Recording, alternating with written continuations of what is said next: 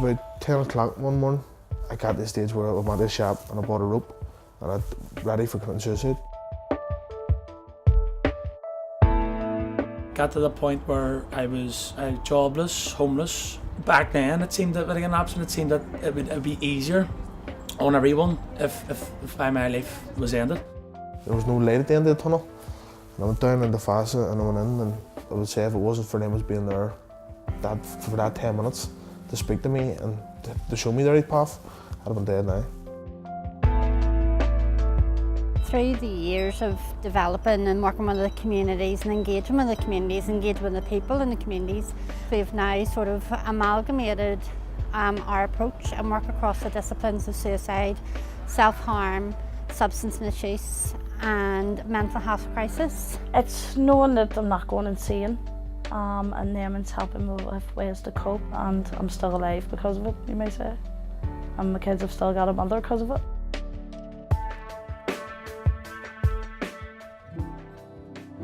Safety Net was developed. There was a youth suicide in one of the local communities. Engagement with that community and family at that time was very sort of all over the place, where no one really knew where to turn to and what to do. So from that then we work with the communities, we work with the mums, we work with dads and parents and GPs, and came up with an idea that there needed to be something very localised as a pathway into services, so no one would ever feel again that they had nowhere to turn. Since becoming a volunteer, I've received training in assist for suicides. It's sort of an intervention that could save somebody's life. You know, so these young people will go, well, there's Jimmy or there's Billy or there's Shamey or whoever, that I know they can go to that centre. There's a safety net sign up, and these guys will be able to either point me in the right direction or help me there and then. Unique to Belfast, we cannot deny that there has been a history of the conflict. And the issues that we're mainly seeing would be things like obviously the drug misuse. We started an initiative with the police which was Drop Zone.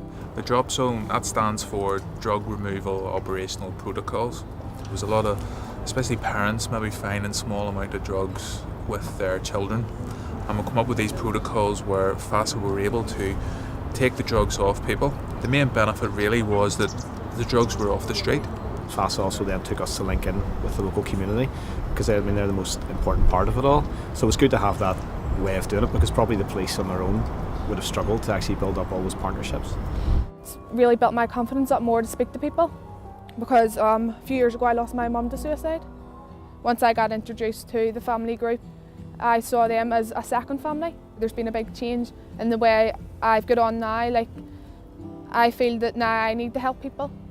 So for coming from basically, you know, a down and out to now, I wouldn't very rarely drink, I don't smoke, I don't take drugs, I'm in university, I'm training to be a youth worker, and I smile a lot. And if we can help them to instill that self-belief again, that's testament to the relationships that we have with our clients. I love what we do and I believe in what we do.